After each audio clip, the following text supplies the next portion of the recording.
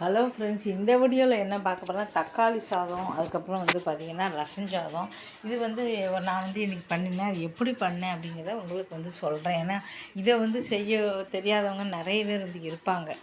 அதனால தான் தக்காளி சாதம் ரொம்ப நல்ல ஃபஸ்ட்டு சாதத்தை ஃபுல்லாகவே பண்ணிக்கிட்டு நம்ம ஆற வச்சிடணும். எதுவாக இருந்தாலும் சரி, லெமன் சாதம் இருந்தாலும் சரி, தேங்காய் சாதம் எதுவாக சரி, ஃபஸ்ட்டு சாதத்தை உதிராக பண்ணி நல்லா ஆற வச்சிடணும்.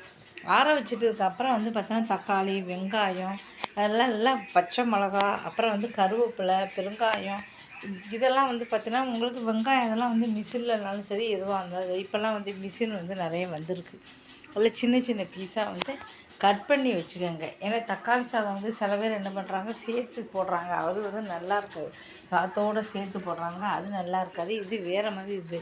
இது ஃபஸ்ட்டு நான் ரசஞ்சாதம் போட்டிருக்கேன். ரசஞ்சாதம் சாம்பார் சாதம் மாதிரி ஃபஸ்ட்டு பண்ணலாம்.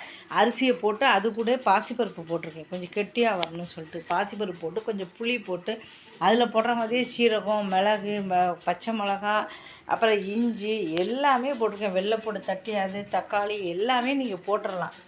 இதான் ஃபஸ்ட் டைம் நான் பண்ணுறேன். எப்படி இருக்குது பார்க்கலாம், சாம்பார் சாதம் பண்ணுறோம் அப்படின்ட்டு. ரசஞ்சாதத்துக்கு எல்லாத்தையும் போட்டுருந்தேன். வெள்ளைப்பூடுலாம் தட்டி போட்டுருங்க. இல்லைன்னா கூட நீங்கள் கொஞ்சம் நெய்யில் வறுத்து கூட போட்டுக்கலாம். வறுத்து போட்டுங்க. தனியாக கடுகு மட்டும் போட்டுக்குங்க லாஸ்ட்டில். எல்லாத்தையும் உள்ளே போட்டாச்சு பாருங்கள். போட்டு நல்லா உப்பு, மஞ்சப்பொடி எல்லாமே போட்டு கலக்கி எடுத்துகிட்டு நீங்கள் வச்சிங்கன்னா ரசஞ்சாதம் சாப்பிட்றதுக்கே ரொம்ப சூப்பராக இருந்தது. உண்மையிலே நல்லா இருந்து. பரிமாறும் போது கடைசியில் நெய்யை ஊற்றிக்குங்க.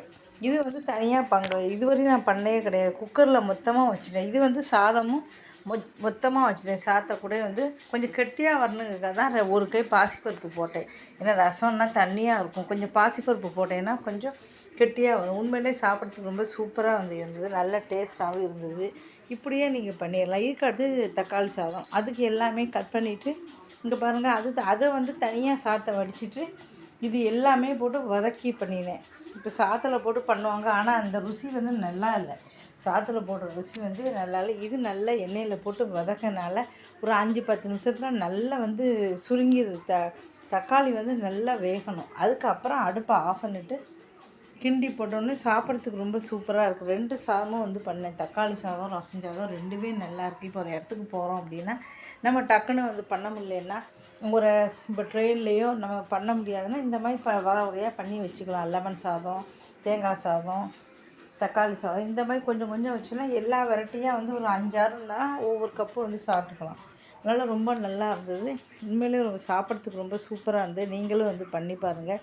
நான் ரசஞ்சாதம் ரசம் தான் தனியாக பண்ணினேன். இதுவரையும் நான் இப்படி பண்ணவே கிடையாது. இப்போ தான் ஃபஸ்ட் டைம்னா சாதத்தை ரசத்தில் போட்டு, எப்போவுமே ரசம் தனியாக தான் பண்ணி வச்சுட்டு போட்டு பண்ணுவோம்னு சொல்லிட்டு பண்ணேன். ஆனால் என்ன அதில் இப்போ சேர்ந்து பண்ணலான்னா உங்களுக்கு தயிர் ஊற்ற முடியாது. தனியாக பண்ணால் நம்ம தயிர் சாதம் சாப்பிட்டுக்கலாம். இங்கே பாருங்கள், தக்காளி சாதம் ரொம்ப சூப்பராக இருந்தது. தொடர்ந்து போடுற எல்லா வீடியோவையும் மறக்காமல் பாருங்கள்.